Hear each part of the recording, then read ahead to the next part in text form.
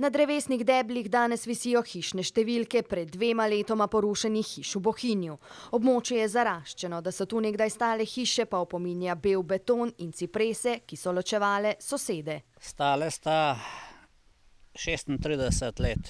Površino nekdaj namenjeno počitniškemu naselju danes zarašča plevel. Domačin Jožef Cerkovnik pove. Tako pa zdaj izgleda.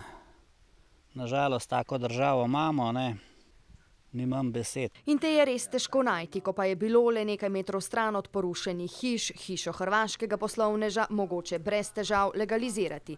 Prav tako tudi to počitniško naselje pri hotelu Bohinj, po besedah domačinov, nekdaj črna gradnja, danes pa legalizirano naselje z vso potrebno dokumentacijo.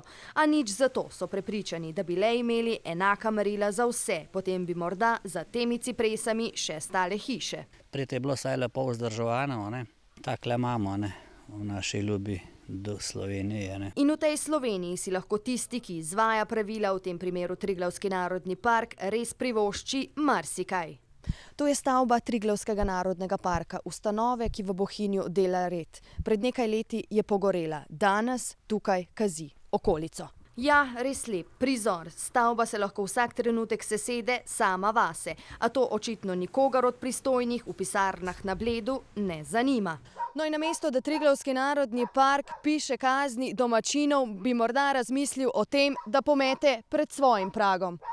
Pragom, kjer bi dejansko bilo kaj za pospraviti, so jasni domačini.